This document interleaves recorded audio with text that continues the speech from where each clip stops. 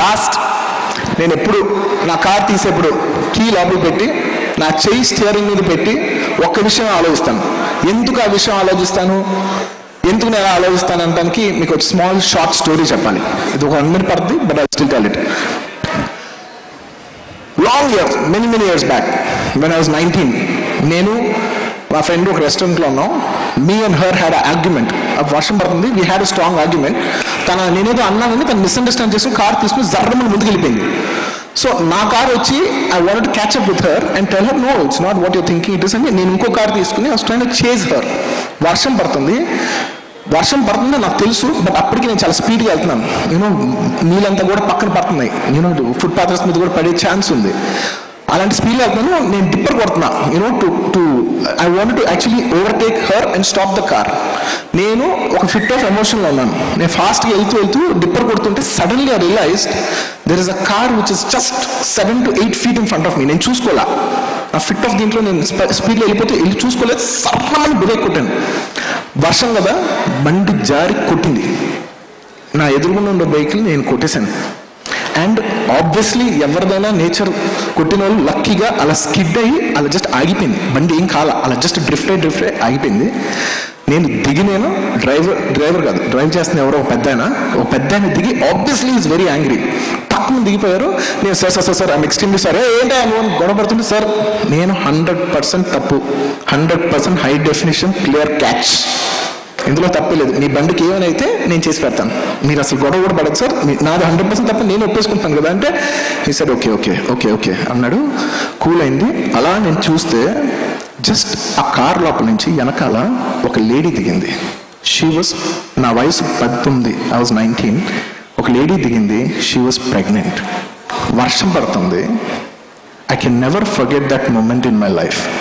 వర్షం పడుతుంది, లైట్గా తడుస్తుంది. ఆవిడ దిగింది, ఏమల్లా నన్ను ఒక్క మాటల్లా అలా చూస్తుంది. నన్ను కంట్లో లైట్గా నీళ్ళు ఉన్నాయి, ఏడవలేదు ఆవిడ. కోపం నుంచి కంట్లోంచి నీళ్ళు వచ్చింది ఆవిడకి.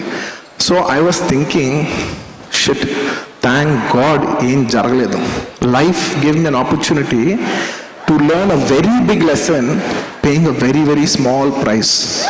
అప్పుడు నేను తెలుసుకున్నాను, for all the reasons that we have, మనం సిగ్నల్ జంప్ చేయడానికి మన బాస్ మనకు ఫోన్ చేస్తూ ఉండొచ్చు, ఒక అర్జెంట్ మీటింగ్కి మనం లేట్ అయిపోయి ఉండొచ్చు, లేదంటే మన వైఫ్ ఏదైనా కోపం పడి ఉండొచ్చు, మన గర్ల్ ఫ్రెండ్ కోసం మన కోసం వెయిట్ చేస్తూ ఉండొచ్చు. They will be 100 reasons for us to go, to run, to rush. మనం ఎందుకు అంత స్పీడ్లో ఉన్నామో మనల్ని ఎవరు అర్థం చేసుకోరు. బట్ మనకి ఎన్ని కారణాలు ఉన్నా a death of a person can never overcome any of the reasons we have. మన దగ్గర ఏ కారణం ఉన్నా వాళ్ళు చనిపోయిన తర్వాత గబుక్ నేనైతే మన ఏ కారణం వాళ్ళ ముందు నిలబడతాం. సో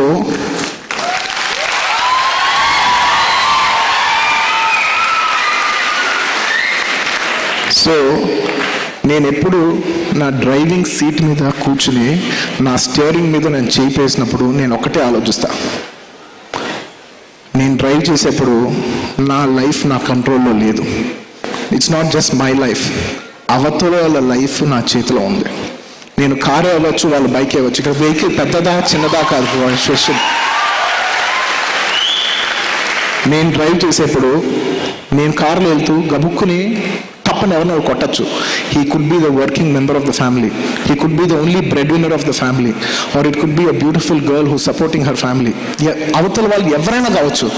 వాళ్ళ లైఫ్ని మన కేర్లెస్నెస్ వల్ల మన వాళ్ళు హర్ట్ చేసే అధికారం మనకు లేదు. It could even be the other way round. బైక్లో వెళ్ళే వాళ్ళు సడన్గా వెళ్తూ సక్మని ఒక వీలు కొట్టచ్చు, లేదంటే ఏదైనా ఒక ఫ్యాన్సీగా చేయొచ్చు. కార్తో వెళ్ళి నేను నా ఫ్యామిలీని కిడ్స్తో కూర్చొని అయ్యో అని నేను పక్కకు తిప్పచ్చు. My car can topple. అవతల ఇక్కడ వెహికల్ పెద్దదా చిన్నదా కాదు, మిస్టేక్ ఎవరు చేస్తున్నారనేది.